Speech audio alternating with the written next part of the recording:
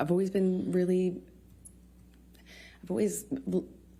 independent, you know, and I've never imagined not working. I've worked from the earliest time I can imagine. I come from, you know, parents who worked until they literally couldn't anymore. You know, I never imagined myself having to explain my job or justify my job, but I did, you know, and I am independent, and I see myself as independent and strong-willed, and I had to bargain. Every time I'd get a script, it would be, you know, I thought you weren't taking another job. I'd always say, are you kidding me? That's crazy. I have to work. I support my family. You know, when I moved out to LA, I'd get a check for, you know, a gig, $600 or something.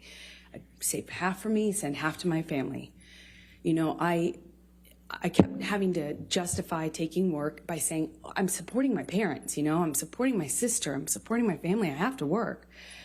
And he would say, you don't have to work, kid, let me take care of you, my woman doesn't have to work. And that sounds really sweet and really romantic in some way, but it became a real fight. You know, every time I got a script, it was what kind of, you know, how I was dressing, what kind of behavior I'd have, how did I have a sex scene? And then I started saying, no, I won't take the sex scenes, or, you know, I'll take the part where I don't play, you know, that kind of character. Or then I started minimizing the kinds of kissing scenes that I had, and eventually I had to change the wardrobe that I could have in the movie. I couldn't have a sex scene, but that all, you know, it didn't happen all at once, of course. It was little thing after little thing after little thing. And eventually I found myself pushing as many scripts off my desk as I could, picking the ones that had minimal makeup, dressed as conservative as possible, finding ways to minimize the scenes I had where I had a romantic involvement of any kind. It was a constant battle and negotiation. So let me take you back. Did you, as a result of your discussions with Mr. Depp about moving in, did there come a time that you did move in with him? Objection leading. Overruled. Thank you. Yes. Please, and let me ask you this. You've talked about penthouse, we've heard a little bit about penthouse appointments and suites. Could you just explain to the jury the different places that Mr. Depp had in Los Angeles and what they were called, just so we have some context here when we're going through all this? It's a little confusing, I imagine. He had about, I think, 4 or 5 mansions in this beautiful, like, you know, border of Beverly Hills and West Hollywood, and they were all in a cul-de-sac, and we called it Sweetser, because that was the name of the street. And there are 5 houses, I think 5 houses, it could be 4, all, you know, effectively, he had the whole street. Then he had about 5 penthouses downtown on the same floor of the Eastern Columbia building, which you've heard about, the ECB. And Sweetser was, you know, Johnny's kingdom. One of those houses was like a whole house was his man cave. It was a studio, and it was where he made music and hung out. And we spent some time in there, but that was effectively Johnny's, you know, place. And then there was the downtown places, and they were effectively empty save for some furniture and one of Johnny's friends, Isaac, who you met, and he lived there at some point before Johnny and I eventually decided to move in together. Let me just stop you there. I just want to make sure we're clear. Are we talking about the penthouses, or are we talking about Sweetser? Isaac lived in the penthouses. Okay. The rest of them were pretty much empty. And my best friend, who I was very, very, very, very close to, went through a breakup, and he very kindly insisted on moving her into this penthouse. And of course, she said no for the first few times, but he insisted and said they were empty and he would love to have her move down there. And he very kindly moved my best friend downtown. Problem is, Rocky? Yeah, okay. Rocky Pennington. But the problem is, it's like 30, 45 minutes from West Hollywood, where my place was, which we call Orange at the time. Okay.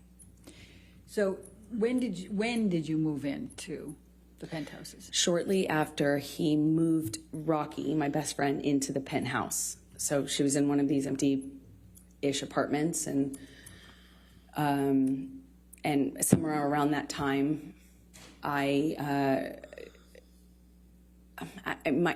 think it took me some time, actually, but after that, I eventually agreed to move in with him and give up my place, although that made me pretty nervous, to be honest. But we were in this relationship that was very serious, and we were constantly traveling. Also, as another part of it, is we were in LA for a matter of days or weeks. I'd go do a job, he'd go do a job, I'd come back for a photo shoot or a red carpet, go on a location, go visit him on a location. And there was an incredible amount of travel and movement. So we weren't really, again, living the day-to-day that you might normally with a partner, you know, where you have a home and you move in together and you have one home. We didn't have that. It was very different. I'm going to take you to September of 2013. What were you filming at that time? London Fields? Yes, that's right. Okay. I was filming London Fields. I just started. All right. And did there come a time that you became engaged to Mr. Depp? Well, yeah, it was difficult because in that role was a very difficult role. I mean, every time, every scene that involved sexuality or romance was like, I'd look at that on the page and it felt like I'd feel my gut tighten because I knew it was going to be an issue. But Johnny dropped me off. I gave him the script. I sent him pictures of what I was wearing in my wardrobe fittings. I sent him everything. I shared my script with his team, and the fighting eventually kind of minimized. It was clear I was going to do this job, and I told myself I had to do this job. And Johnny had to go to London, I think, for some pre-production stuff for a movie he was going to do a smaller part in. I think it was called. I think this was Into the Woods, is my best guess. So he dropped me off in London, and when he dropped me off in London, we had a few days at this hotel that we first, consummated our relationship in. As when we were on the London press tour, and our relationship developed. That was the same hotel, and we were in this same room, which is Johnny liked to be in the same room. And it was really sweet. He got down on one knee and said, "I want you to be my girl forever, my woman, my girl. I want you to be the rest of my life. Say yes to me."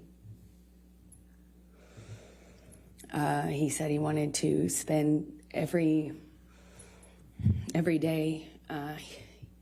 He promised me that every day when I woke up, that I would wake up and he would make me smile at least once, and that would be his goal.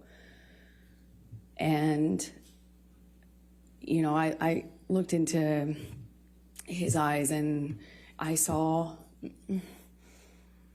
my future. Hope, like blind hope. I was so in love. It was one of the most, I can't describe that kind of joy. I thought, if we were married, then this is real. This is real. This isn't a thing of, this isn't chaotic, and this will change. I had so much hope in that moment. And I just said to him over and over again, "Are you serious? Are you real? Are you serious? Are you sure?" Because he didn't have a ring. So I thought, is this an impulse thing? My experience, Johnny, could be very impulsive. And he said over and over again, be my woman forever. I want you to be my wife, my wife, my wife. I, of course, cried, and we had a wonderful evening, and he left shortly after, and I was, like, the next day I had to go to work, and I couldn't tell anyone, and I wasn't sure. Part of me was worried that he didn't mean it, or that he wasn't sure. I just didn't want it to be an impulse thing, so I didn't want to mention it. I want to bring it up. I didn't want to. And I kind of I walked around for a few days like I had butterflies under my skin. And then he brought my dad out to London with my best friends. And my dad told me, Johnny has asked me permission for your hand in marriage. And I felt like the luckiest woman in the world.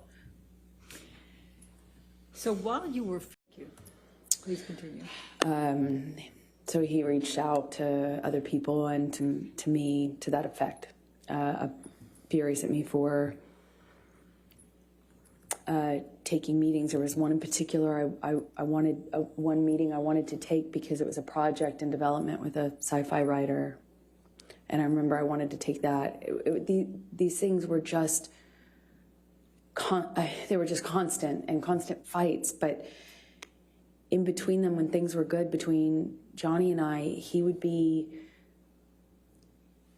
he would word it to me like, I'm trying to look out for you. You say that you don't want to be objectified, but you're doing it to yourself. But at first it was because I dressed a certain way or had sex scenes, and then it just got more narrow and more narrow and more narrow what I could do without being the blame for why the industry, Hollywood, the entertainment industry was putting me in a box and objectifying me. So it became my fault. I mean, I believed it. I believed it. I adopted a lot of these changes myself, not because Johnny said you have to do it this way, but because of all the other things that he said and did, I eventually found myself making decisions about my own career, about how I dressed, about how I wore my hair, how I presented, where my eyes were cast when I walked into a room. And I believe those were my own decisions.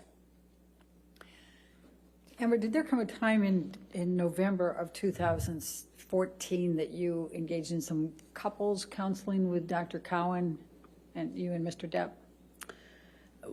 We attempted to. I had stopped seeing my therapist in 2014. I couldn't sustain seeing her and be in the relationship with Johnny, and I chose Johnny.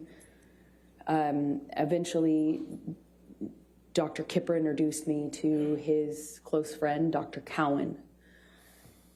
And I met with Dr. Cowan and agreed to let them share communication about my care, my treatment, both what I said to Cowan and what I said to Dr. Kipper, who had become my physician as well.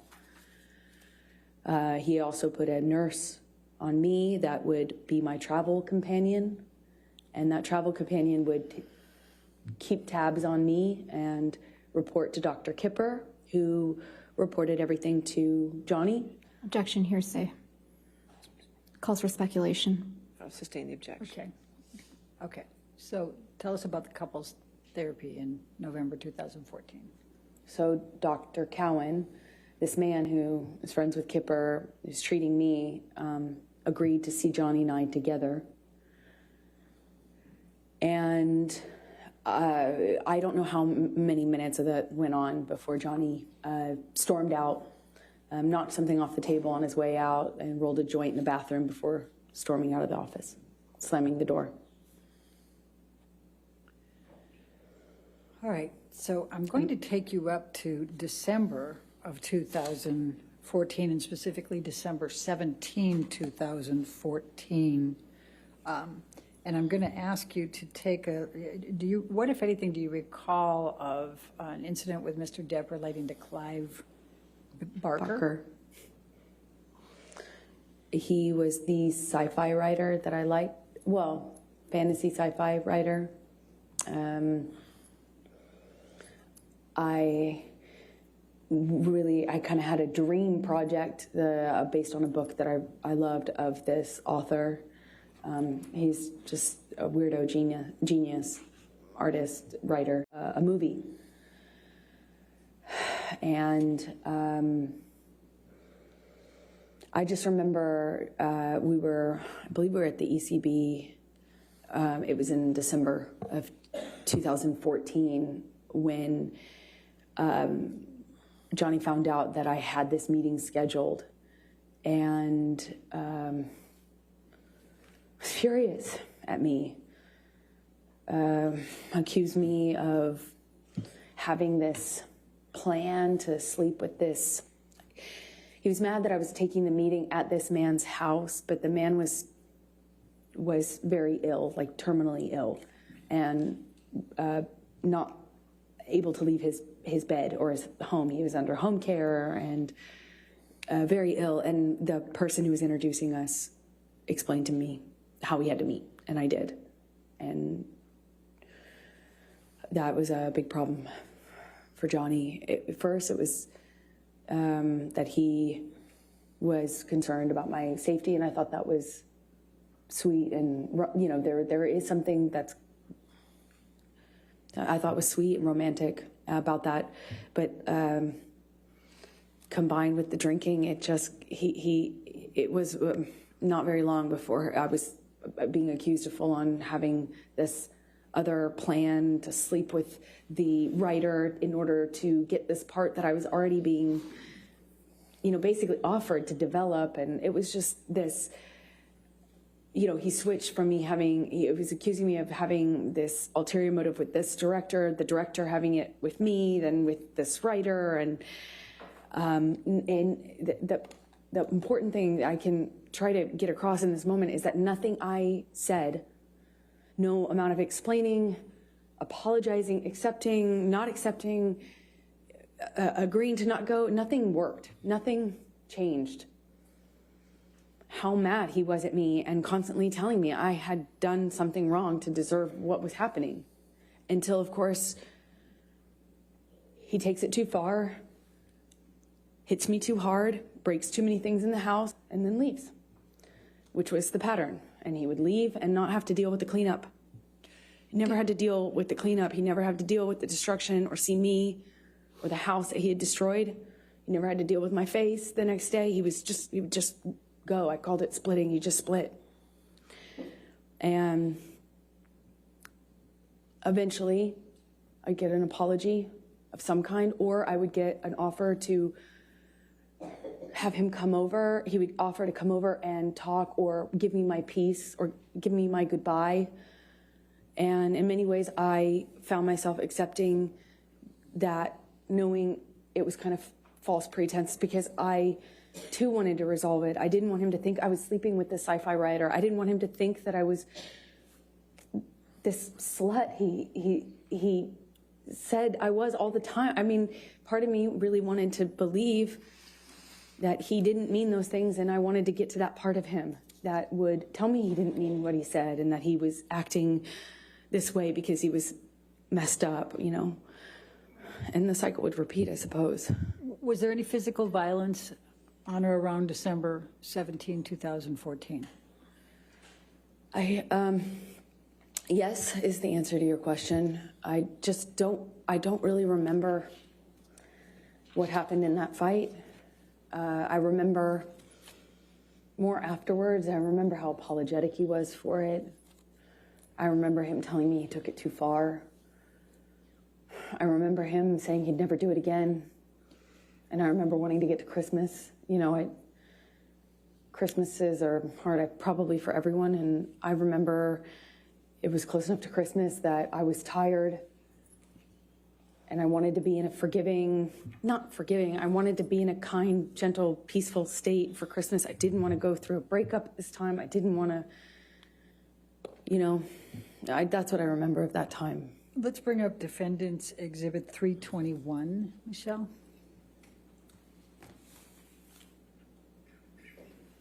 And this is on 12/17/2014. Is this a text message exchange between you and Mr. Depp? Yes, it is. Your Honor, I'd like to move the admission of defendants 321. Any objection? Sorry, Your Honor, just a quick minute.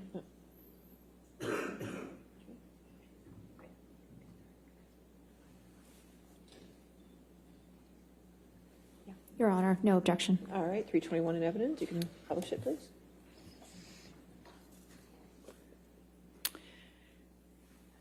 Amber, I'm just going to turn your attention to this. This is an email exchange between you and Mr. Depp, and he says, I am truly sorry to have upset you to the degree that I have. I couldn't be more sorry for yet again ruining your day. I do, of course, take your generosity, your selflessness, your affection, and your sweet doting deeply into my heart, and I think that I've been reciprocal. Agony is never the answer to any equation or occasion, nor is rage. Please know that my apology is sincere and solid, and as stupid as it sounds, I hope your meeting with Clive Barker is excellent. You see that? Yes. Okay, and then you respond, thank you for your words, and you indicate you just left Betty Sue's, that's his mother? Yes, and I then had a glass of wine with my former agent Megan. Okay. That afterwards, she encouraged. Objection, hearsay. Yeah. Okay, thank you. Sure. All right, and we can take that down. Let's bring up 325, defendants 325, please.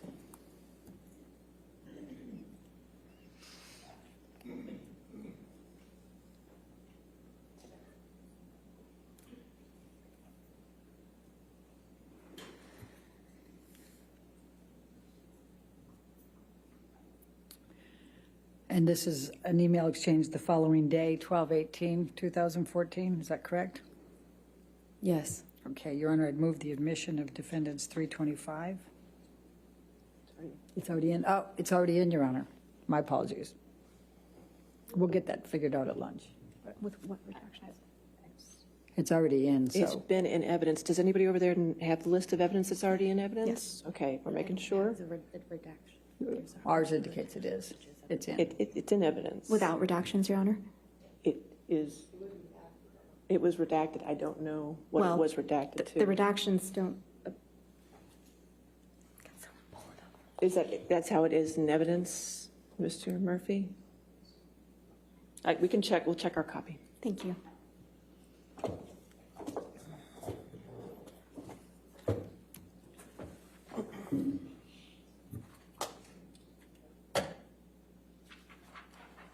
It's fine, Your Honor. We've confirmed. Yes. Thank you.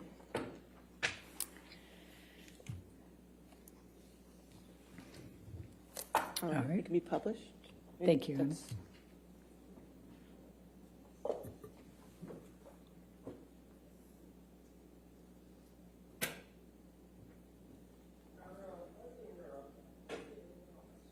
You can't see it on your screen?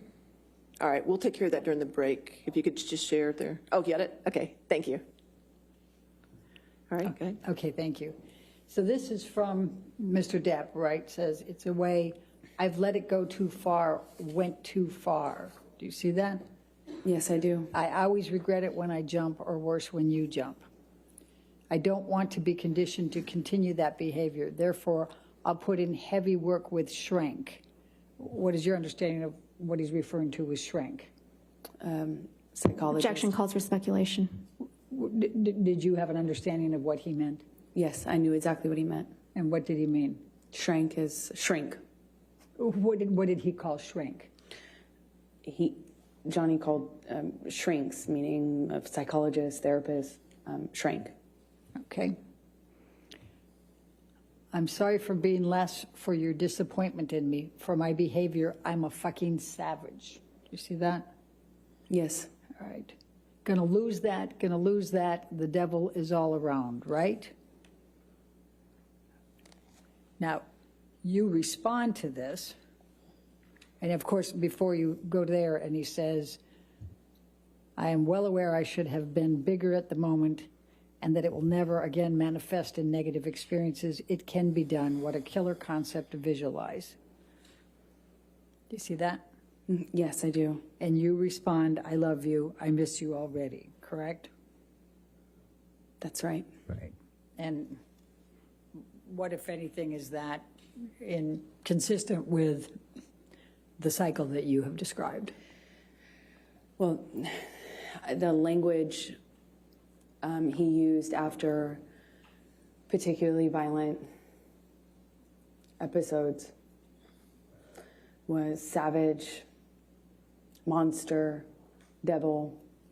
And so we ended up both calling his other side, the side of Johnny that would do and say unbelievably horrible things. It was very different from the other Johnny. That was, in my opinion, exact opposite. And this is typical of the apologies that I would get when he took it too far physically. I was encouraged because I thought it meant he understood that he could really hurt me. Sometimes I didn't think he understood how much he could hurt me physically. I mean, so after this, I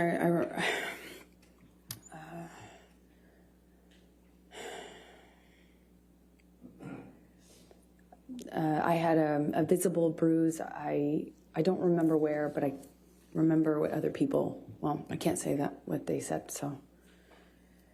Anyway, and I, in these fights, would try to stand up for myself. By December 2014. I was pushing back. I'd push him off of me. I'd try to hit his hands away. I tried to always get back up, which sometimes, not sometimes, almost always made it worse.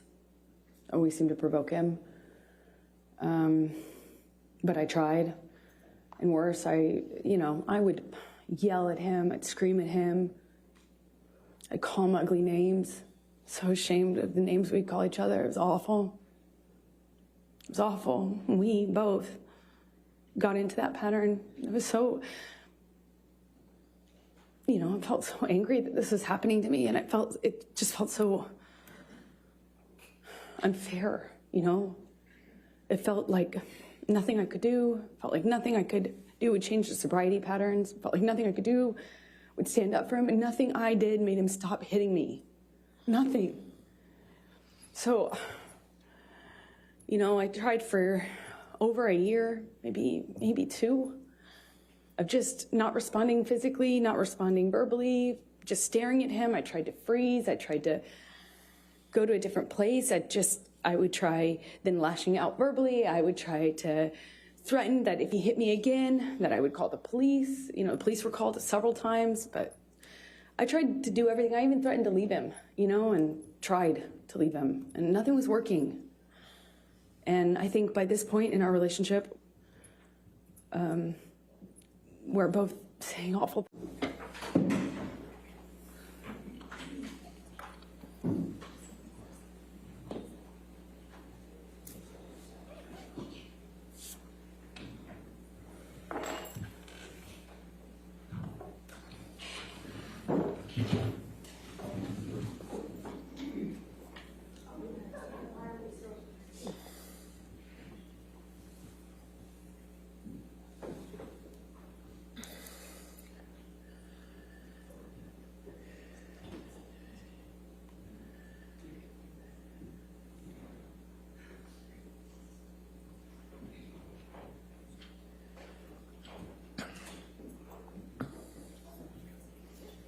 All right, thank you.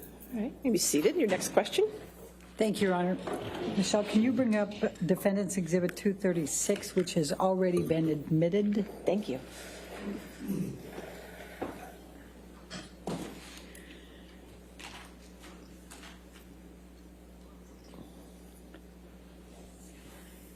Amber, I'm jumping back to the Boston plane incident just for a moment. We had a lot of different texts and a lot of exchange, but I just wanted to point out to you, this text message is from Mr. Depp to you, correct? Yes, it is. And this is on 5/25, the day after the Boston plane incident? That's correct. All right, and he is saying, once again, I find myself in a place of shame and regret. Of course, I am sorry. I really don't know why or what happened, but I will never do it again. I want to get better for you and for me. I must. My illness somehow crept up and grabbed me. I can't do it again. I can't live like that again. I know you can't either. And I will for both of us, starting today. I love you. Again, I'm so sorry, so sorry. I love you and feel so bad for letting you down. Do you see that? I do. And was that the message that you testified to, that he gave you? Yes. Okay.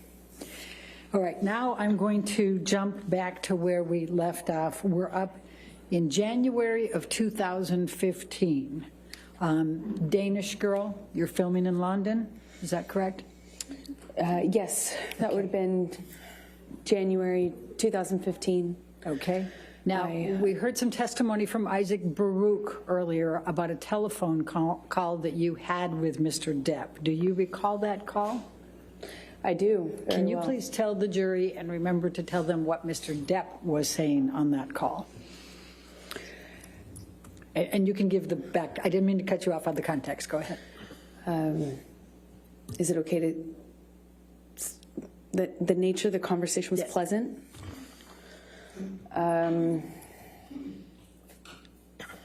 Friendly, fine, normal. And then Johnny stopped making sense with this. Like, you know, he'd start a sentence and then trail off and act confused when I would be confused. And that pattern kind of increased pretty dramatically in a short amount of time. And I was in a hotel room in London speaking to him in Los Angeles. And the phone, what I assumed, cut off. I thought it was a connection issue. And I remember getting out of bed and walking into the bathroom to get something, and I was redialing him. And in the span of that short amount of time we had been disconnected, it was minutes, not even minutes. I called him back thinking the phone had been disconnected, and he answered and he said, how could you tell me that? How could you say that to me? Who the fuck is he? Who the fuck is he? And he asked me that a few times, and I was so confused. I didn't understand what he was talking about. I expressed that to him. He says, who is the guy, the one in New York that you're fucking? And it was such a bizarre conversation, because it had already started to feel like he was not making, it was almost as if he was confused by what sentence he had started by the time he got to the end of it. And then all of a sudden he tells me that I have just told him that I had a boyfriend or a lover in New York, and he's accusing me of having just told him about it, which was crazy to me. Not only was that not accurate, I would never have communicated with him like that. More or less called him on the phone to do it and then call him back and wonder what the connection issue was. It was just the most bizarre thing. But he was so worked up, incoherent, and accusing me of having had this conversation with him. Eventually the line drops out, and I spoke to the person who picked up the phone. Okay. And how did that end? I no longer spoke to Johnny. I probably can't say what the person told me. Are we talking about Isaac Baruch? Yes. Okay. So without saying what he said, you had a brief conversation with Mr. Baruch, and that was the end of the call? I did. It was my understanding Johnny was passed Objection, out. hearsay. Okay. Mrs. Stain? All right. January 25, 2015, Tokyo. Please tell, it's the premiere of Mordecai, correct? Did you accompany Mr. Depp to Tokyo for the premiere of Mordecai? I did. When I was, Please tell the jury about that trip. well, I had just started to pick out the wedding dress right before that trip. And plans were moving for us to get married shortly after this trip. So we took this trip to promote his movie. I went with him. We got in an argument in the hotel room, and I said, I don't remember what I said to him, but I said something snotty to him that provoked him. It provoked him, and when I walked into the hallway, he grabbed me by the arm and slammed me up against the hallway wall, and I kind of struggled with him, tried to push him off of me, and I managed to get out of his grasp enough to take a few steps, and I kind of curved around and went into the closet. And by the time I made it into the closet, he had me by the hair, and what felt like he was just wailing on me, but in a really sloppy way, like hitting the back of my head, and kind of wrestled me down to the floor. I mean, it felt to me like I didn't even have a fair shot, because I wasn't facing him or looking at him. I was walking away from him. Or else, I would have at this point even I would have tried to defend myself more, but I didn't. I kind of felt like it didn't see it coming, and he just wrestled me down to the ground. And I remember he was screaming at me. I mean, like really screaming loud. And what I remember of that is trying to get up and him kind of wrestling me back down, and at one point put his knee on my back. It was kind of like kneeling on my back. And I just had this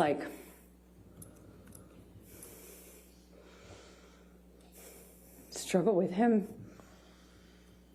And I look at him, and he's still got his glasses on. I just remember looking at him and thinking that was so... I mean, he just looked like he hadn't been through anything. He still had his glasses on, sunglasses. And he was screaming at me that he hated me, that it was over, he didn't want to marry me. He was disgusted. He was disgusted. He made this mistake. It was a big mistake, and everyone hated me. And I remember crying on the floor. Just, more than anything, I was heartbroken. I thought maybe he was serious. I thought maybe, God, he doesn't love me. Maybe he really feels this way. It broke my heart. Broke my heart. I wanted to marry him so bad. This is the man I loved, Yes, it was awful at times, but I loved him, and what he was saying. Objection, Your Honor, non-responsive. Overruled. What he was saying to me hurt just as bad as anything else. I just remember that he left me on the closet floor, and as embarrassing as it is to say, I went up to him at some point. I don't know how much time had passed. He was sitting at the piano in the living room of the hotel room that we had.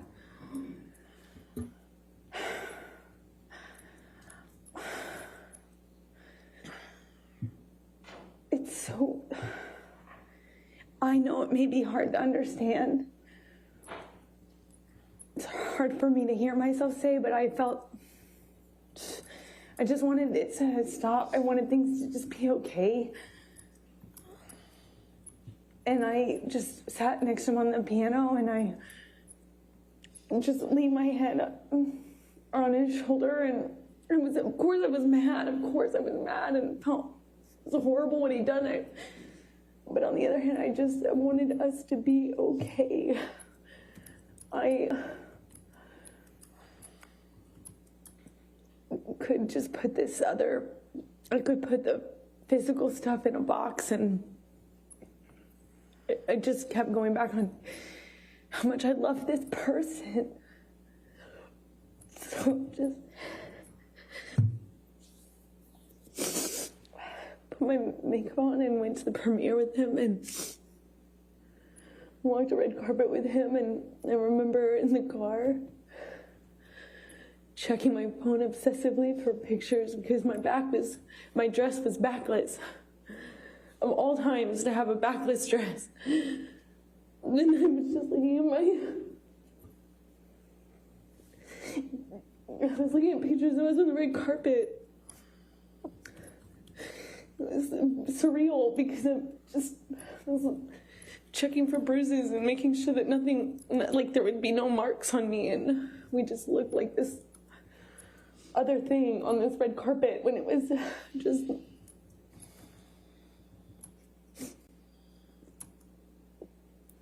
It was not like that.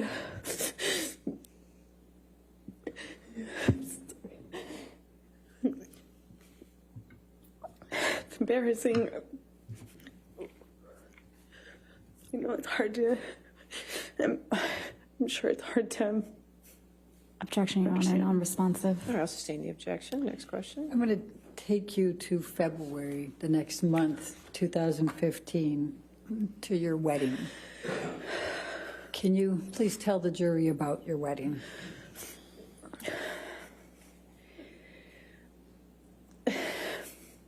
So we get married in Los Angeles.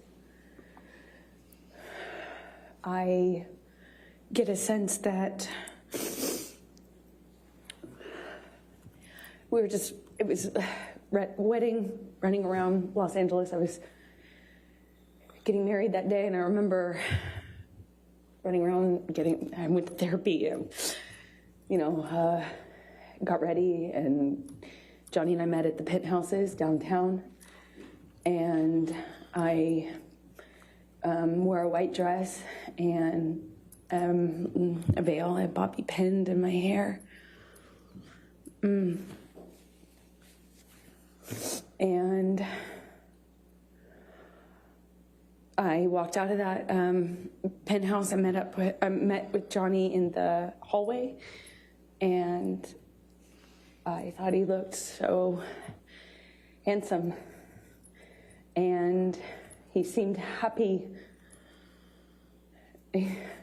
and I felt we were making the right decision. I was so looking forward to having this. I thought we'd get married and we'd have stability, safety. So we get in the car, we get into actually Johnny's car, and for the second time since I've known Johnny, he drove drove us in his truck. It was weird being in the car with him alone. We didn't have that. And we drove to his mom's house, and a justice of the peace arrived, looking kind of surprised. And she married us in the living room of his mother's house, Betty Sue, with our families together. My best friend, my mom, his mom. We ate food with the kids. They were there.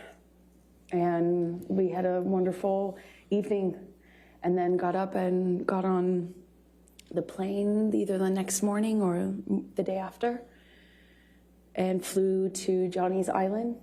And we had what we had planned for the better, we had planned for the better part of a year or so maybe 8 months for this 3-day wedding on his island with our close friends, about 12 people, maybe 15 people. We had these little houses built, like not tents, but not houses, these little, for the guests. We had them built and designed on the island, and we had people come out, and it was magic. You know, I was marrying the love of my life. It was complicated, but I thought it was the love of my life. And we had our friends and family out, and we had this 3-day event. The first night of which was supposed to be he and I separate with our relative parties. So me with the bridal party and him with his fellas. The bridal party, we had planned to do a cuddle puddle, have mushrooms and drink wine, and, you know, have our own, like, you know, girl party separate. And then the next day have the wedding festivities. We were going to be married around sunset and on this beach, not the beach that Johnny had named for me, although I think we originally planned on having the ceremony on that beach, but it was changed at some point to the other beach. And we walked down the aisle, well, the beach aisle, and said our vows, and the sunset behind us, and we took pictures with our family, and we shot the bird, meaning the middle finger, up at the paparazzi helicopter circling, or plane circling around us while we were on the altar. And we danced and celebrated. And then I left the island because I had to go work. When you say you left the island and you had to go to work, what were you working on that required that? I was filming The Danish Girl in London, which is the film that I had been in London for in January when Johnny was hallucinating on the phone with me. I was there doing kind of prep work for that film. And what, if any, film was Mr. Depp going to at that point? Well, the plan, why we did the wedding when we did it, is because he had always had this commitment to do Pirates 5. And he was going to shoot that in Australia, and I was going to shoot The Danish Girl. And I started The Danish Girl in early February, and he was going to fly out mid-February to Australia. So his movie was going to take the majority of the year, meaning until August. So maybe longer, so that the plan was to do it when we did it so that we didn't have to wait until the fall of the following year. So shortly after I left, Johnny returned to Los Angeles and then flew from Los Angeles on to Australia to shoot Pirates 5, excuse me. Okay. And what was the plan for you when you finished with Danish Girl? The plan was always for me to wrap on my movie and then come and join him in Australia, where he was filming Pirates 5. Okay, and when approximately was that? That was March 3rd. March 3rd that you wrapped, that you finished with Danish Girl? I believe, I can't recall the exact date, but I believe it was around that time, yes. Okay, and then tell the jury, where did you fly to get to Australia? How long of a turnaround was it for you to get to Australia? It was about 24-hour, I think it's about 24 hours. I could be mistaken on the exact amount of time, but I remember it's quite a distance from London. I was filming in London, he was filming in Australia. Effectively, you have to fly 12 hours, stop, get on a different plane and fly, I think, around the same amount of time, if I'm not mistaken. Okay. So when you arrived, before you finished wrapping with Danish Girl and were heading out shortly before, what, if any, communications did you and Mr. Depp have? Well, at first it was great. Even though we were separated, it was so hard to leave right after you get married, especially considering that in Johnny and I's relationship, it was always so much worse when I went away to work. That's when problems started. So that was hard, but we communicated pretty consistently, and it was positive until it started to change. I got the sense that he thought I was sleeping with the director, and then it was with the actor I was filming with. Who was the actor you were filming with? Eddie Redmayne. Okay. I was not that it mattered, but I could do my best to field the accusations, and then they would kind of subside, and I thought things were okay. And one day, right before I'm supposed to fly to Australia, he, I think it was the night before I was supposed to leave to go to Australia, he calls my hotel room, apparently. I had a sense that the phone was ringing. I think it was in the shower at the time, but not much time had passed, and I get a knock on the door, and it was someone from the hotel that I was staying at. The hotel staff had been sent up to the room because Johnny... Objection calls for hearsay and speculation. I'll sustain the objection. So don't tell what the staff said. What happened next? Then I start communicating with Johnny. And when you say started, I mean, was he on the phone? Did you call him? What happened here? He called the room and then my cell phone, and then once I was on the cell phone, he was accusing me of not being in my room, so he called the room, and I had to prove that I was in the room because, by answering the phone. And we had a lengthy kind of circular conversation about where I was and why I didn't answer the phone, immediately. He didn't sound like he was connected to reality. It just didn't seem like, to me, he confirmed that he took that amount and that he could take that amount. And what amount? At this point, there were 10. He had taken 10, 8 or 10. I can't recall. And when you say at this point, is that the first night? Is that the second day? This is the second day. This is after I've already fallen asleep for the night in the room upstairs. Come back downstairs. He was still awake. Okay. Please continue with that second day. He was accusing me of being mean to his sister. He was accusing me of not liking his sister. Something about the wedding. I was trying to put out that fire, as you will. I was trying to say, no. First of all, I'm not filming with Billy Bob. No, I wasn't filming with Jim Sturgis. Yes, I filmed with Eddie Redmayne, but he was a lovely gentleman. Objection, Your Honor, hearsay. Let's not offer to prove the truth of the matter. Overruled. Thank you. And then when it came up with his sister, he was accusing me of kind of having this animosity with Christy. I tried to defend myself, explaining why her and I had kind of become cold to one another. I don't know how else to describe it, because we never had any sort of direct interaction that was negative.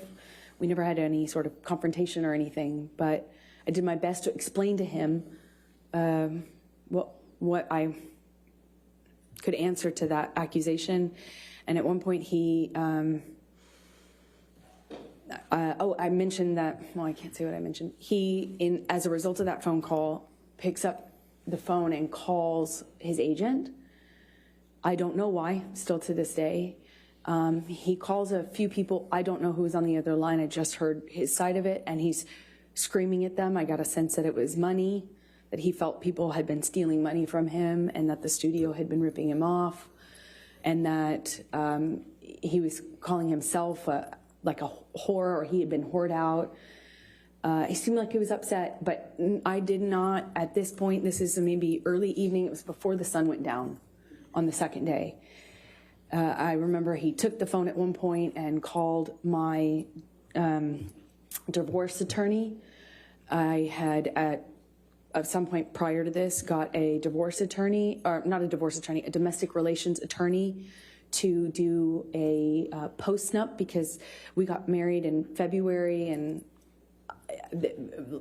there was never any mention or talk from Johnny about a prenup, but I had had interactions with his sister, and so I thought, okay, I'll get a lawyer and let's do a post-nup. When Johnny found out about that, or when I reminded him of that in Australia, he went outside and called my divorce attorney and fired her and said the only way out of this was death again.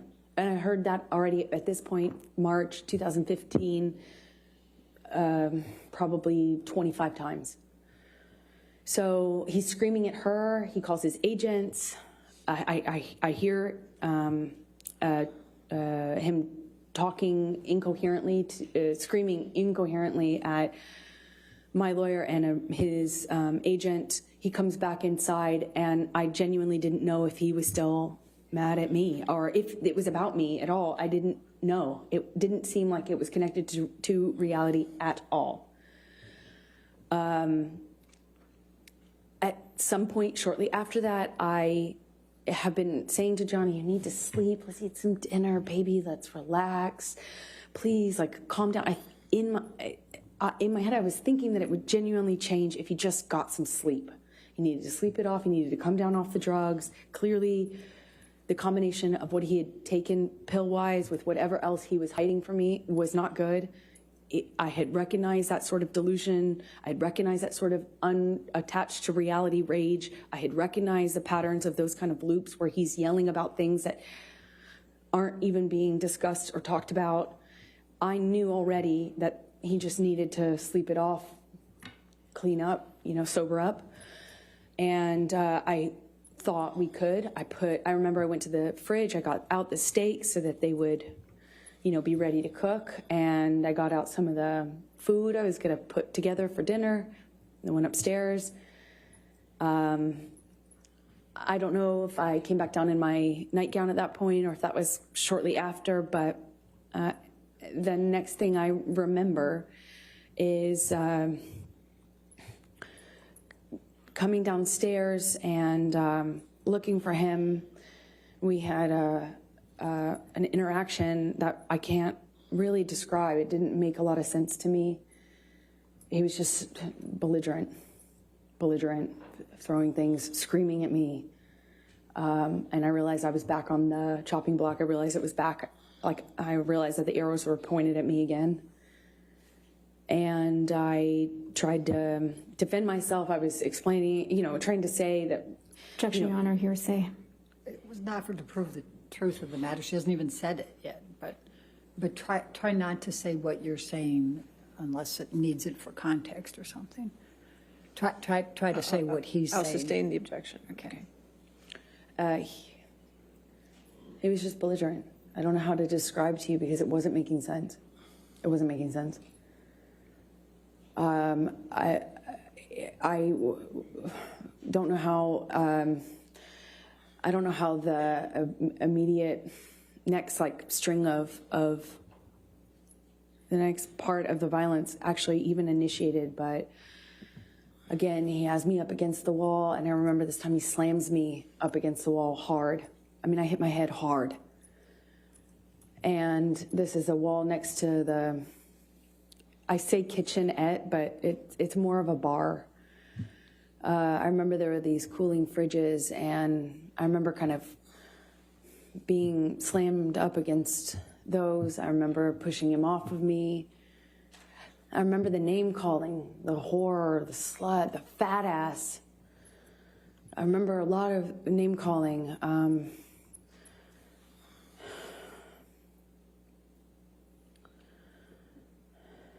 I said, Had he been drinking by this time? he was drinking. Calls for speculation and leading. I'll sustain as leading. What, if any, drinks had you observed Mr. Depp have by this time? Well, I had already seen him drink right in front of me. He took a big swig out of a wine bottle upstairs right in front of me as a as, in a gesture of, like, looked right at me and took a big swig out of it as a, you know, like a show for, like, you know, did it right in my face to make a point. And then when I came downstairs, he was drinking from the bottle. I don't know what kind of liquor. I remember there was another bottle open, and I was wondering why he was drinking both. But at some point,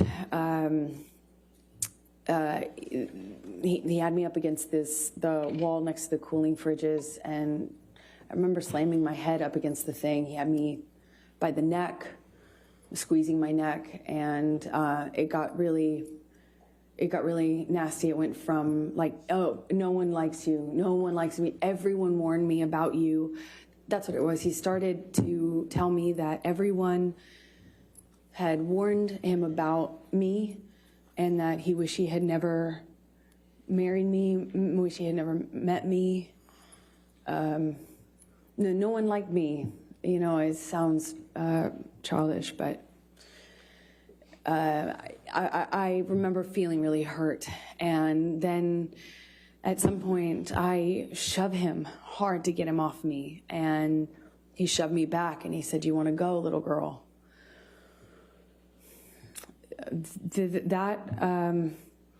I couldn't, as I sit here today, tell you if that happened before he choked me up against the wall, but at some point, I am in a struggle with him where I'm holding his shirt lapel, and he kind of just flings me, for lack of a better way to describe it, throws me across the room. I land on a games table. It's like a ping pong table.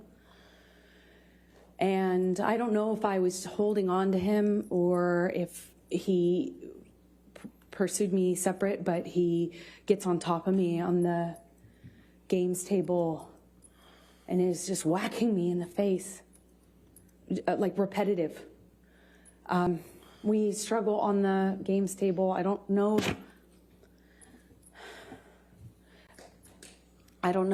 how we get up. I don't know if he pulls me up. I wish I could tell you, but we were in this struggle down in this games room by the bar. And we had this conversation about the drinking, or argument about the drinking, and he holds up this bottle to me, and you know, I'm saying, did you drink this whole thing? Something stupid, focusing on this detail, and he is telling me that I can't control him anymore, and that if I really wanted to try, take it. And then he's like taunting me to take the bottle from him. If I really want him to stop, why don't I take it from him? Go on. Kept saying, "Go on," and kind of gesturing with the bottle towards me. And like he does that 2 or 3 times. I reach for it, he'd revoke it, kind of laugh at me. And he's holding out the bottle. I think like maybe the 3rd time or so I get a hold of it. I pick it up and I slam it down on the ground right in between us. There's a tile floor, a white tile floor. And I smashed the bottle on the floor. And that really set him off. So stupid. Sorry. It was like a light bulb switch went off. And he starts screaming.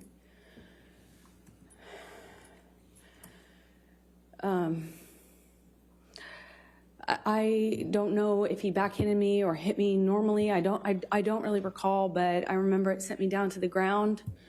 I remember by the time I picked myself off the floor, I stand up. He's got a bottle in his hand, and he threw it at me.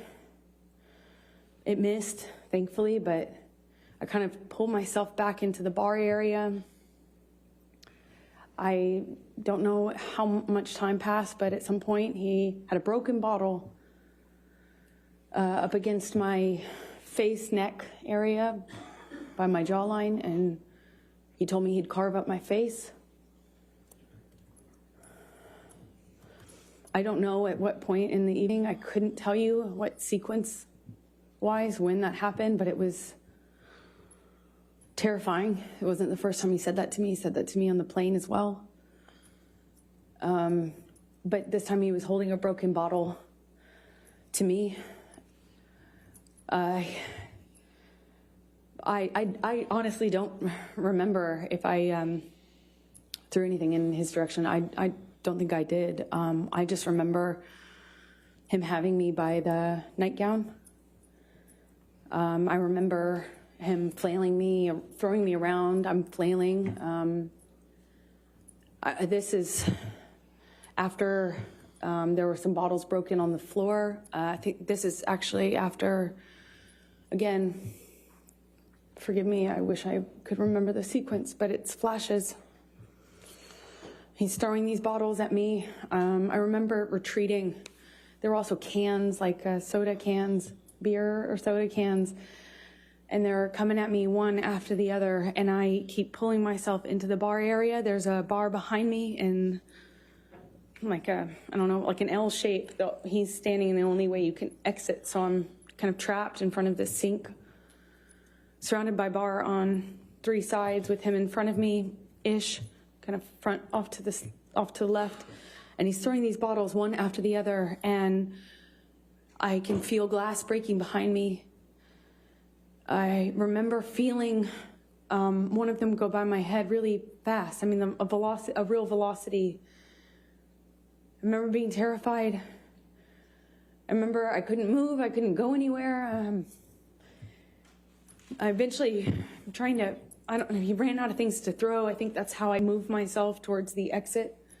And I believe that's most likely when we got kind of in this struggle by the bar area, because I remember my feet slipping on the tile as he was slamming me from the wall to the countertops. At one point, he has me up against the wall, and he's punching the wall. He had my, nightgown, and it kind of ripped it off my chest. I remember at one point he's teasing me, taunting me that he has my breasts in his hand. My nightgown came completely off. It was ripped off of me. So I was naked, and I'm slipping around on this tile and trying to get my footing. And I remember slipping on this tile. Glass was underneath me, and I remember just trying to get my footing. I felt really destabilized and felt really vulnerable. I'm naked, and he's flinging me around, and at some point, I'm up against the wall, and he's screaming at me that he fucking hates me, that I ruined his life. I remember I ruined his life over and over. And he starts punching the wall next to my head, holding me by the neck. I get free from him. I kind of step back from him, and it's like his energy shifted to the phone. There's a wall-mounted phone on the wall next to where my head was, and he went from punching the wall to like realizing there was a phone there, and he picked up the phone and he's screaming. He's like at the top of his lungs, screaming, "I fucking hate you. I fucking hate you. You ruined my fucking life." And screaming at the top of his lungs, he picks up the phone and starts bashing the phone against the wall where I was just being held. And I remember kind of having some distance on what was happening and watching him do this. And it was like his energy had shifted, and I was that phone all of a sudden. And he was just over and over again smashing this phone into the wall, over and over again, screaming at me. And I was watching the phone every single time he pulled his hand back. It was just breaking into pieces. I remember thinking this phone is disappearing. He was smashing it to smithereens, just going into the wall. And at some point, he's on top of no phone, but screaming the same thing. I fucking hate you. You ruined my fucking life. I'm on the countertop. It had me by the neck. And he felt like he was on top of me. And I'm looking at him in his eyes. And I don't see him anymore. I don't see him anymore. It wasn't him. It was black. I've never been so scared in my life. It was black. I couldn't see him. And he was looking at me, and I was trying to get through to him. I was trying to say to him in some way that it was me. I was trying to get through to Johnny, and I couldn't see him. I couldn't see him at all. And my head was bashing against the back of the bar, and I couldn't breathe. And I remember trying to get up, and I was slipping on the glass. My feet were slipping, my arms were slipping on the countertops, and I remember just trying to get up so I could breathe, so I could tell him that he was really hurting me. I didn't think he knew what he was doing. I don't know how...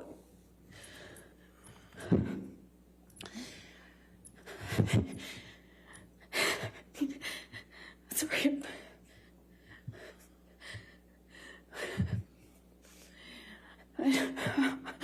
I'm sorry. I couldn't breathe. Please. I don't know. Please, I don't want to do this. I don't want to do this.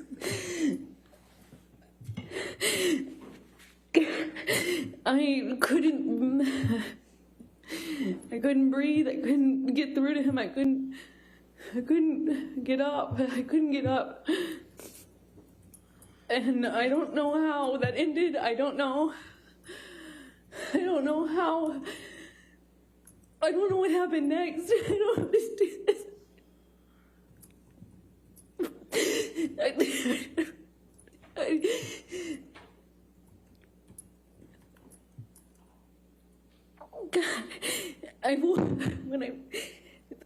The next thing I remember, I was bent over backwards on the bar, meaning my chest was up. I was staring at the blue lights, and my chest was on this, my back was on the countertops, and I thought he was punching me. I thought he was. I'm sorry.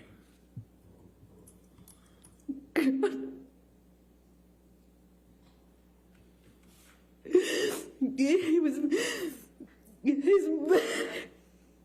I felt this pressure. He on my pubic bone. He thought he was punching me. I just saw his arm. I could feel his arm moving, and it looked like he was punching me. But I could just feel this pressure. It was like it kept hitting him. It didn't feel pain. It was just a pressure on my pubic bone, and I don't know.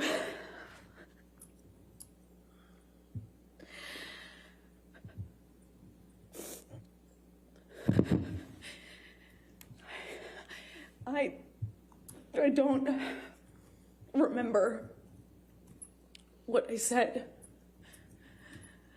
I just remember being really still, not wanting to move. I remember looking around the room. I remember looking at all the broken bottles, broken glass. And I remember that it's just not wanting to move because I didn't know if it was broken. I didn't know if the bottle that he had inside me was broken. I couldn't feel it. I didn't feel pain. I didn't feel pain. I didn't feel anything. I didn't want it. I looked around and I saw so much broken glass that I didn't know if he would know. If he would know, I didn't know if he would know if it was broken or not. And I just remember thinking, please, God, please, I hope it's not broken. I don't know how that ended. I don't know how I got off the countertop. I just remember it being in the bathroom. I remember retching. I remember the sound my voice was making. I remember I lost control of my bladder. I remember just retching. I remember there was some blood on the floor.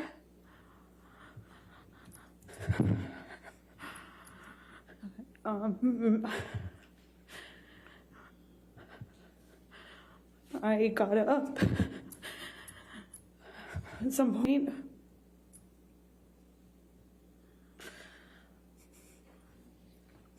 I don't know how that night ended. I don't remember what happened. I don't remember. I have a memory of him begging me not to leave. I remember going outside the front door. And I guess when he went back upstairs, he had just like, it looked like what he had done is dip his hand in a bucket of paint and just wiped it on my clothes. Just went, and he had picked up another portion of my clothes and put them in the bathtub. And I don't know if he added paint or if he just had touched them with paint, but it was this ugly navy blue brown paint. I packed what was packable, what hadn't been destroyed, and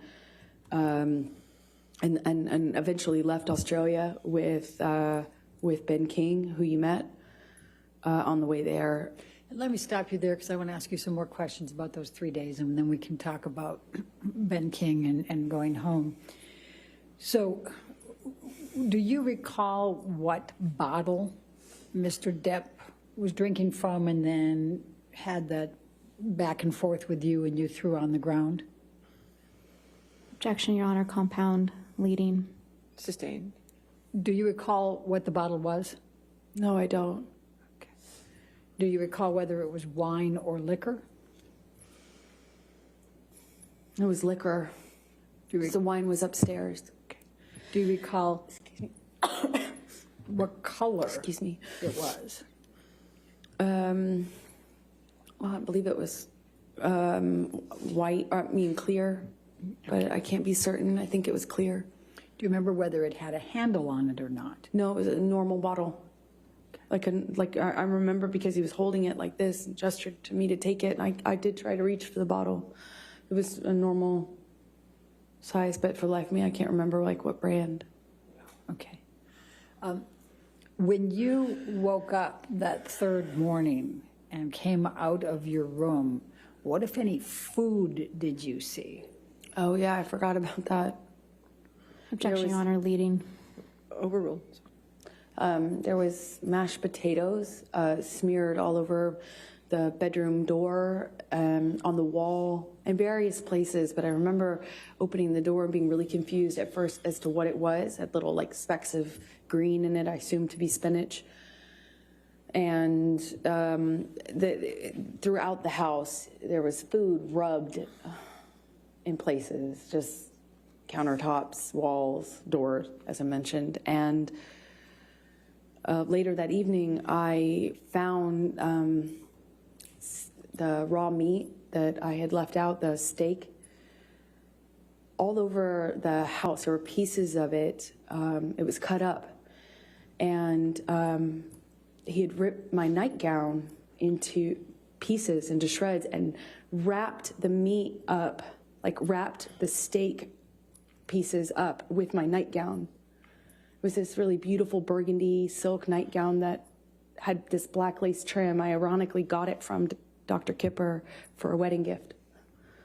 And it was I continued to find it throughout the rest of the time that I was in the house in Australia. There's pieces of it in the microwave, pieces of it in the produce drawer, in the closet drawer. I mean, just raw meat wrapped up in my nightgown, as well as the smeared food on the walls. It was bizarre. What, if anything, do you recall seeing on any mirrors? Oh, he had written on the bathroom mirrors in the bedroom, and I believe he had, there was another mirror. I just don't recall which bathroom it was in.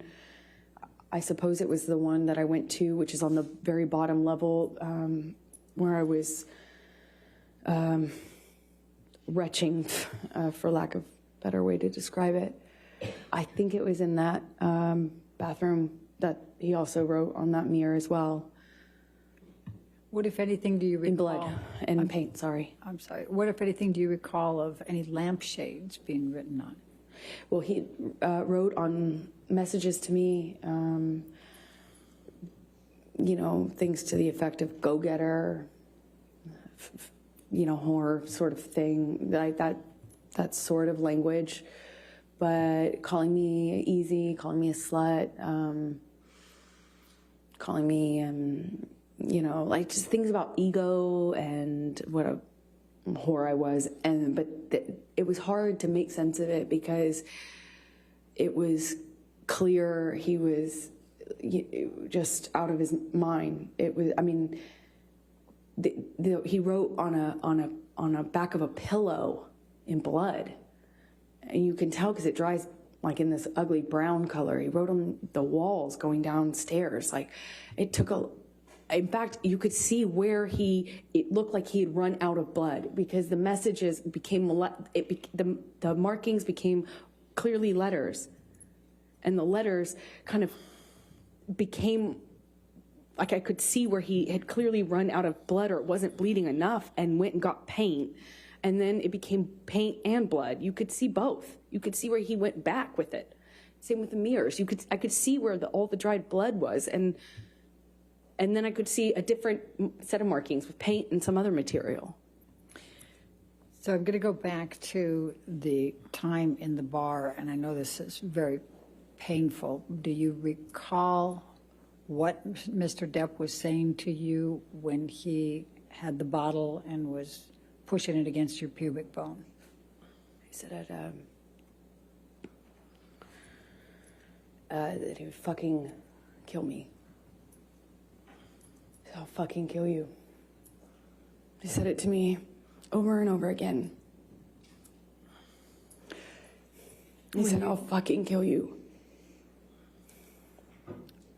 Did you bleed from the vagina as well? I did.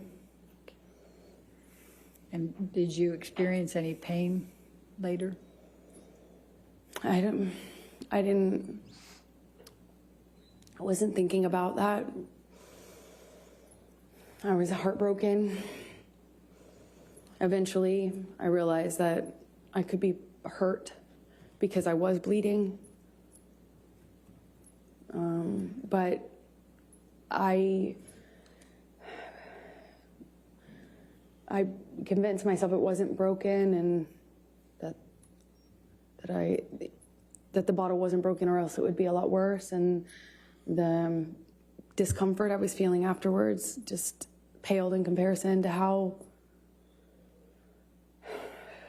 scared, shocked I was. I'm scared. I just married this man. I just married him.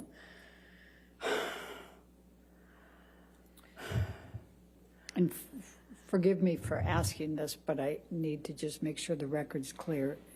You were penetrated up the vagina into the pubic bone, is that correct? Objection, Your Honor. Leading. Sustained. What, if any, penetration was there in your vagina with the bottle? I can't believe I'm so sorry. to do this. I am so sorry.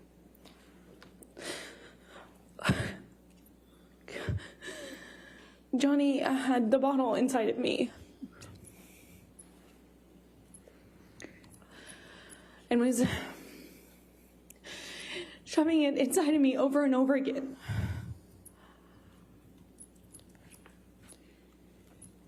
Did you experience any cuts on other parts of your body?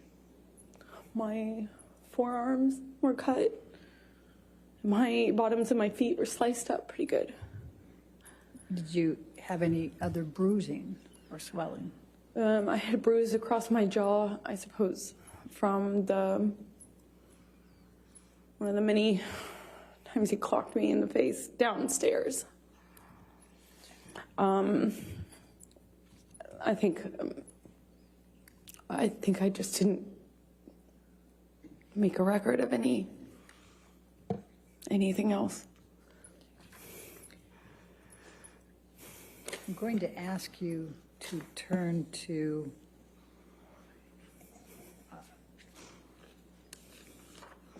let's go to 1810. Well, actually, let's go to 1815.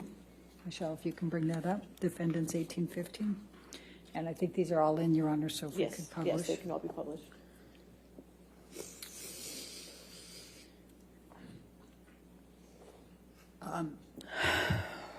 Is this the game table? Yes, it is. Okay. And is this, based on your testimony, is this where you were you on top of this table?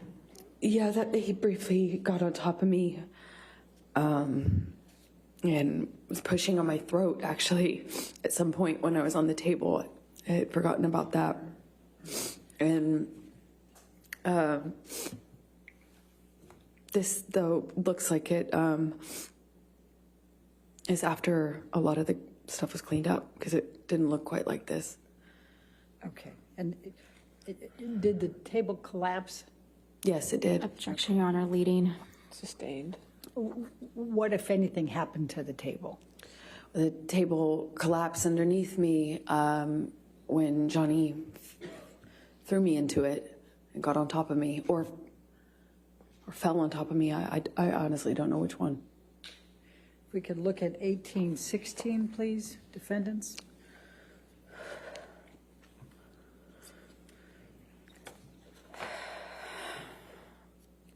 Do you recognize this, what's depicted in this picture?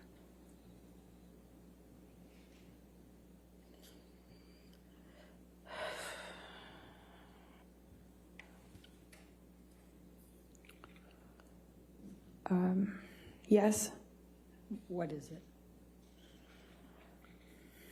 it looks like the bottles that were by Johnny on the desk when I came down that last morning, and he was still up, still drinking. If we could go to defendants 1817.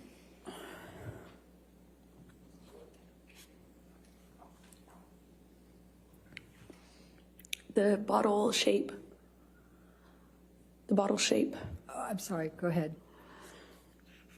I don't, I have not, Go back to 1816, please. Your Honor, I had, confused. Is there a question? I was going to ask a question. What more do you recall? you had, sorry, it took me a minute to respond because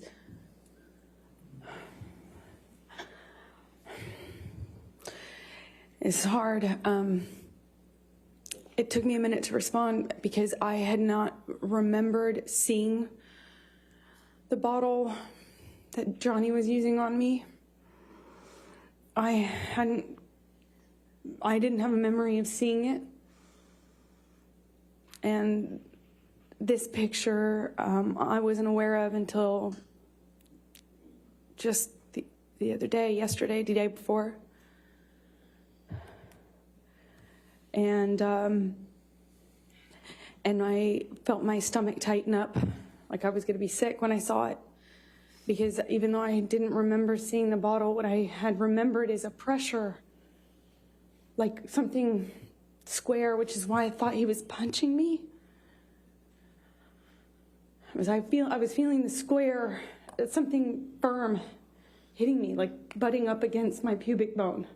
Over and over again, I felt that pressure against my bone. It felt like a flat surface. But when I realized it was an object or bottle and not his fist, which is what I thought, because his arm, I could see his arm while he was holding me down, saying he was going to kill me, but I thought he was, his arm looked like he was punching me. And I hadn't.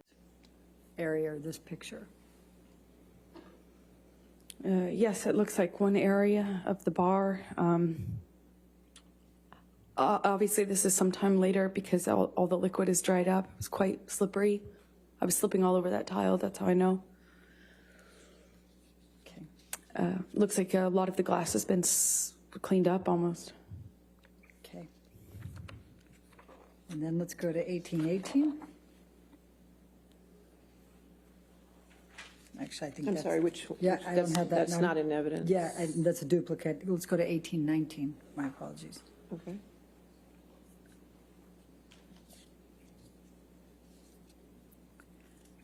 Do you recognize this? Yes, I do.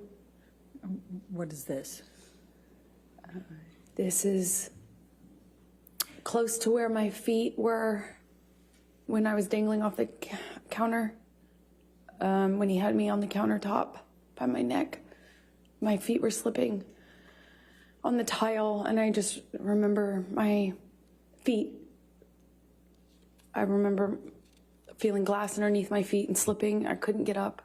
I couldn't alleviate the pressure on my neck as he was crushing me. That's around that, not around, that's next to that.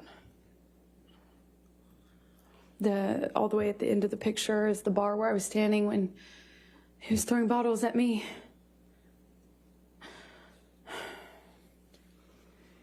Can we go to 1820?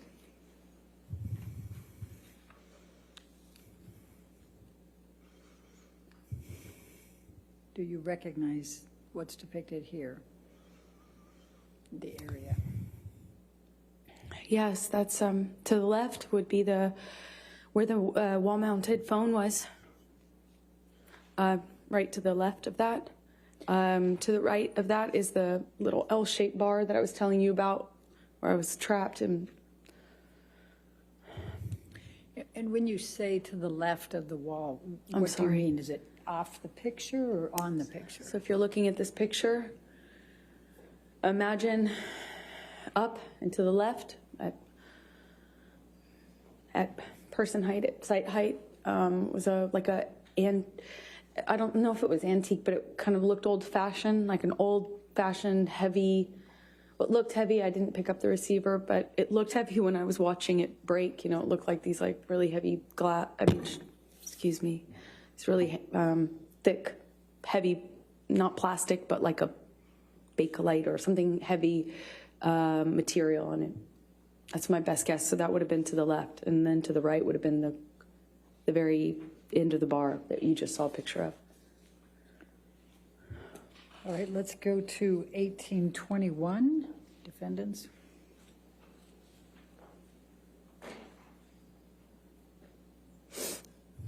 And do you recognize what's depicted in this photo? Yes, that's the bar that I was just talking about. Okay. Now, I see a phone on the right side. Is that the phone you were talking about? No, that's not. This is a wall-mounted phone. That's just a landline. And you see straight ahead at the very, if you look straight ahead at the picture, on the top part of that, it appears to be some broken glass. Do you recall, what do you recall of that? I recall more than just this window being broken. This is one of the windows that he broke when he was throwing things at me. My body was standing in front of that little kitchen sink you see at the end of the picture. I suppose that's some of the glass I felt, though, on the backs of my arms, like when the window shattered.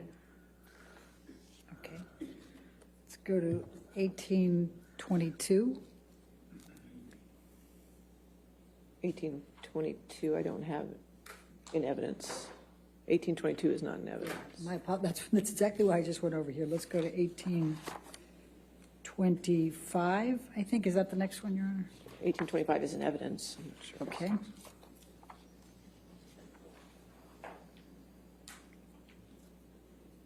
Do you recognize this picture? Yes, that's where Johnny was standing when I found him the last morning. That morning, it might have been like midday. When I say morning, it was after I woke up.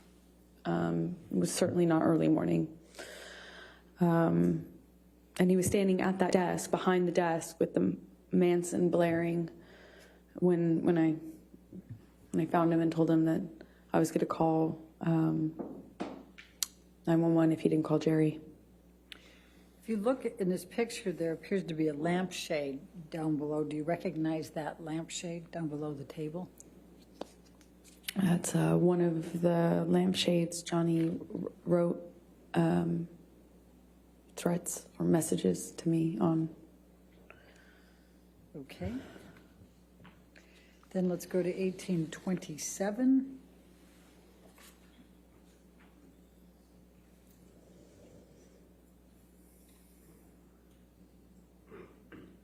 Do you recognize this? Yes, I do. That's my painting studio. So when I walked downstairs and saw all the blood on the walls, I walked into this room first.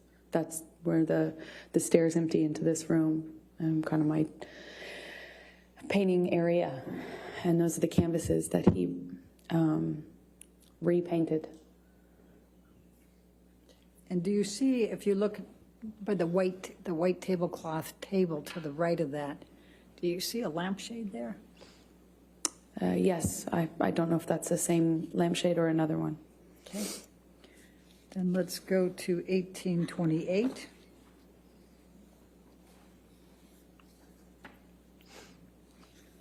And do you recognize what's in that one?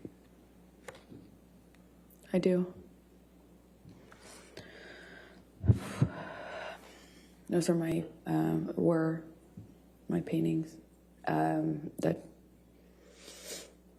I don't know when he did that, if it was before or after the writing on the walls, but he just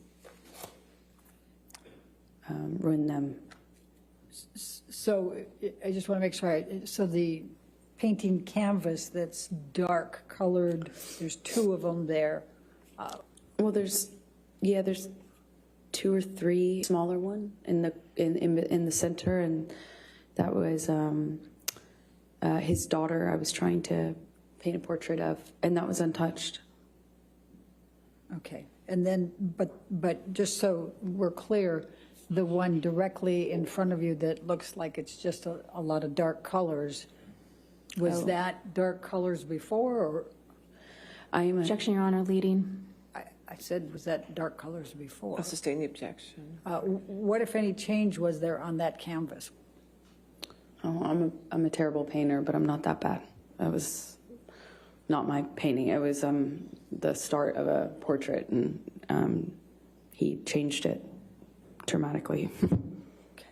And then to the right side, on the other side more to the right than the one you already testified to, is that what that picture looked like before, or is that? Objection, leading. What, if any, changes were there to that picture? Well, the three canvases were portraits, so they looked similar to the one that's in the center that I was doing of his daughter. Okay. And the white that's below, what, if any, changes were there to that, the white canvas that you see there? It just looks like the painting was, it looks like once he destroyed. Objection calls for speculation. All right. Sustain. Was there anyone else in the house besides Mr. Depp and you? Not that I know of, no, and no one was around. Okay. Do you have any reason to believe somebody other than Mr. Depp did this? Objection, leading. Sustain. What if any reason do you believe that Mr. Depp did this? Objection. That was not, what if any? What's the Leading. No, I'll overrule that objection. Thank you. It was just Johnny and I in that house over the course of those 3 days, roughly.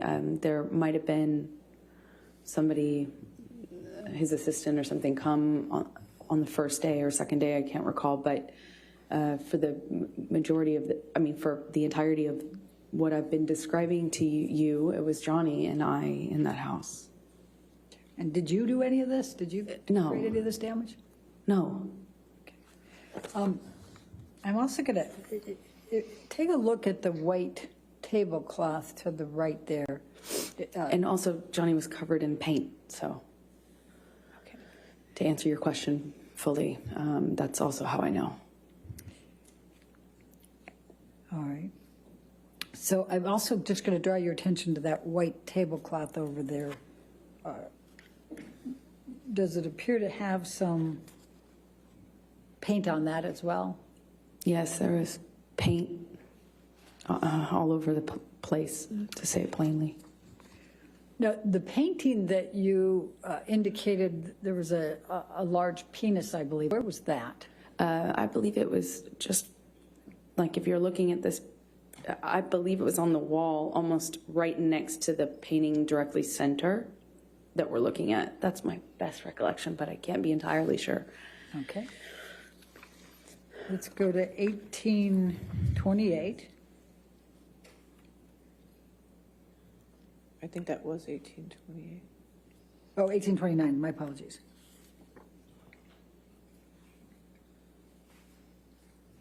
And do you recognize this photo? Yes, I do. What's in it? And what was this? This is one of the lampshades that Johnny chose as a medium to leave me messages in blood and paint. Okay. Let's go to 1830.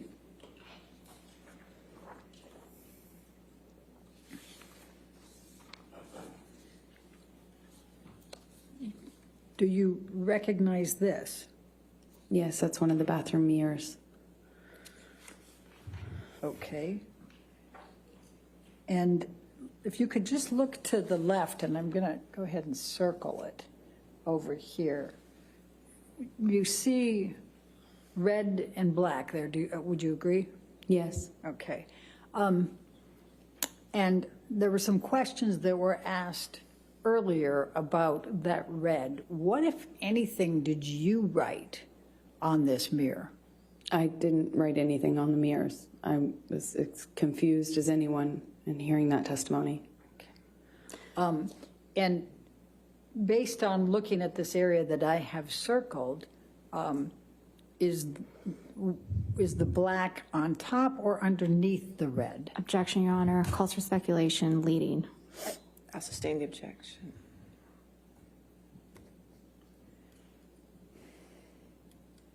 All right, this might be a good time to take a break. Why don't we go ahead and take our afternoon break, ladies and gentlemen. Let's go ahead and have our break. Do not discuss the testimony with anybody, and don't do any outside research. We'll come back here. All right, in 15 minutes.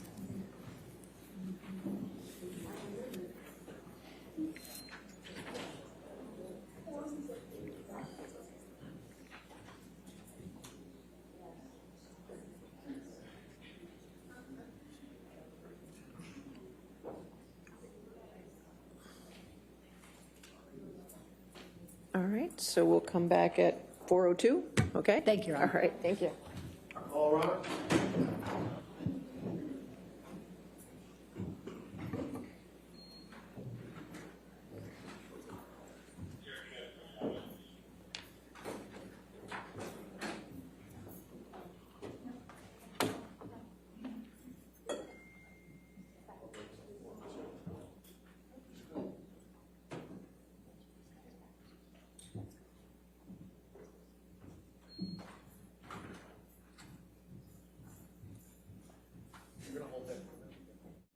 Please try to continue without what you said, please. I said something to him, and he got so angry at me, he slapped me across the face, but he did it like while crying. It was the weirdest thing. He was crying, saying no woman had ever embarrassed him like that. No woman had ever made him feel like that. I heard that for the rest of the trip too, just on repeat. And I felt bad. I feel bad.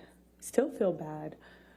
But, you know, I didn't want to make him feel embarrassed. That's not what I wanted to do. It just was in over my head. I don't know how to detox someone. You know, I don't know how to help them through that. And I shouldn't have been there. You know, I don't. Why were you there? Because he asked me to. And I didn't know that that was a phenomenally dumb idea. I don't know why why the doctors and nurses didn't tell me not to. I had no idea what that was going to look like or be like. And it was hell. You know, we're on an island. I'm trying to take care of him, and he was hallucinating and... Objection, Your Honor, non-responsive. Overruled. Screaming at me for things that I said when I didn't say I hadn't said anything. I would tell him, Johnny, Objection, Your Honor, hearsay. Well, I think in the context, Your Honor, it's not offered to prove the truth of the matter asserted. What's it for? It's just telling the context of... I'll sustain the objection. Thank you. Please continue and just say what he says and what he did and what your observations were. He was accusing me of having a man in the house with me. We were in a single, you know, in a cabin. It's basically one room with a closet and a bathroom. I mean, there's nowhere to hide, really. I mean, there's a closet and a bathroom. And he, at one point, told me that I was hiding somebody in the house. Another point, he was communicating with someone not in the room. It would yell at me and then yell at someone else. It wasn't there. And I tried to ask for what I should do. I didn't know what to do. It was terrifying and strange. The whole week was... So after you left Bahamas and finished with the detox there, where did you go from there?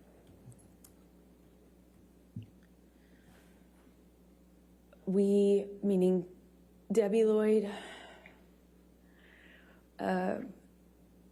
Dr. Kipper, and I and Johnny, we flew back to LA, and he was going back and forth between saying he wasn't going to continue to, he was committed. It was back and forth. Everything was up, down, erratic, like changing every second. And we got to LA, and Debbie and Kipper communicated with me. I won't say what they said, but I decided it would be probably in everyone's best interest if I went away to a hotel. Johnny put me up in this room in this hotel while he finished the process of detox in LA, and I had my friends out with my girlfriends there to support me as per usual. So Michelle, can you pull up 272, please?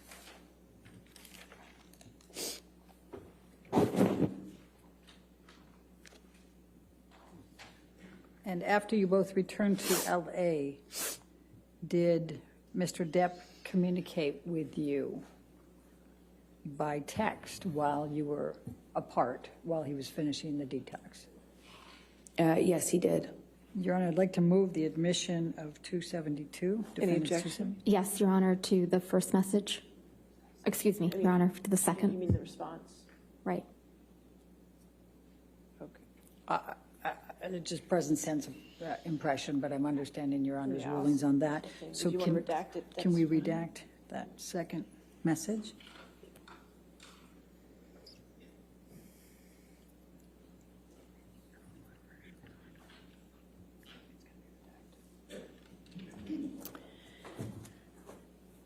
All right, Your Honor, All right. Any objection to 272 redacted?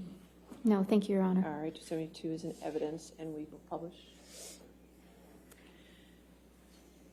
And Amber, I'm going to show you now what is Defendant's Exhibit 272, and this is on August 20, 2014. It's a text message from Mr. Depp to you. Do you see that? Yes, I do. Okay. And just so that we can highlight here, he's calling you, he says, just to let you know that I'm fine, my angel. I miss you, of course, but this was the right thing to do to speed up the process. I love you more than life. Yours, Steve. Do you see that? I do. So what, if any, expressions was Mr. Depp giving you at this point that he was angry with you ever having to help participate with the detox or to be on the island or anything along that line? Objection, form, compound. I'll allow it, but just for trying to keep the record clear, 272 has already been entered into evidence without that redactions, and there wasn't any objection. So I would wish if I could have both sides to keep track of their evidence. It's not my job to keep this. Thank you, Your Honor. And I just got a note to that effect. So Okay, so 272 is in evidence without, you can clear the redaction and publish it. It's really the party's responsibility to take care of the record, not mine. my apologies on that one, Your Honor. All right. All right, and I overruled the objection, so she can answer the question. Thank you, Your Honor. I'm sorry, can you remind me what the question was? Yes, That's fair. that's fair. I said, what, if anything, did Mr. Depp say about that you were torturing him on the island and he didn't want you there? Very confusing for me to hear that because even though he was hallucinating and angry at me at various moments when he would have these kind of episodes, I did nothing but try to take care of him. I'm not a nurse. I did my best to support him. And he thanked me. He thanked my mom. He thanked my dad. And told me, of course, I saved his life. That he wouldn't be able to make this change without me. And that this process was horrible and hard on him and us and me. But that he was so thankful that I was there for him.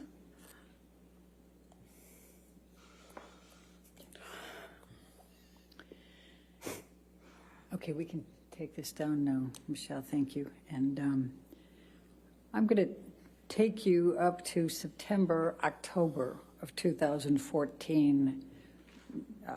Do you remember filming Magic Mike 2 in that time frame? Yes, I do. And what, if any, connections did you have with Mr. Depp in that time frame? Well, I bargained with him about me doing the role. He told me he would call the actors. It was a mostly male cast. But I bargained with him. Objection, Your Honor, hearsay.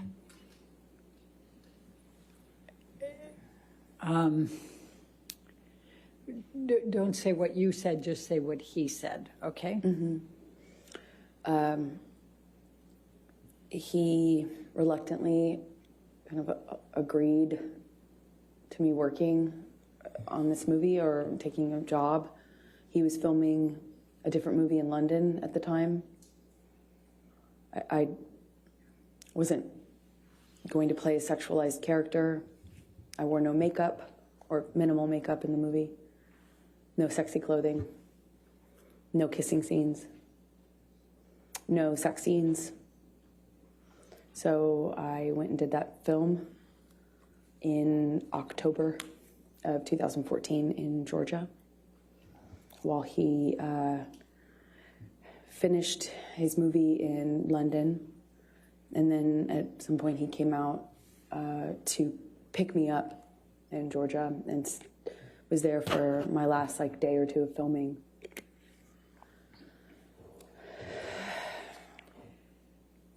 I'm going to ask you to turn to, Michelle, can you bring up 310, please? Defendants 310.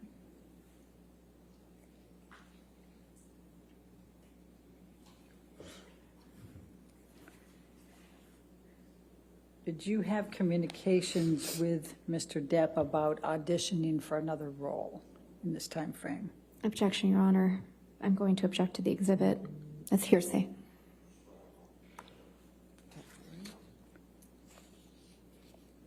I'm not sure who's in the text exchange.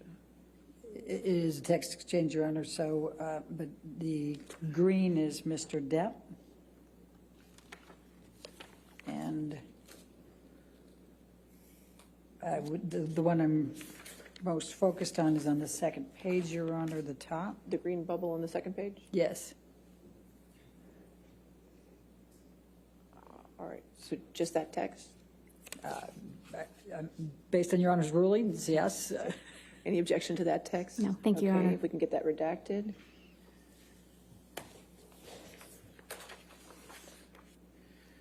And while that's being redacted, Amber, let me ask you, what, if anything was Mr. Depp saying to you in this time frame, we're talking November 2014, about you not working anymore or not taking on any more work or auditioning? Objection, Your Honor. Compound. They're all the I'm same leading. subset. Overruled, I'll allow it. Thank you. Johnny was angry with me for working.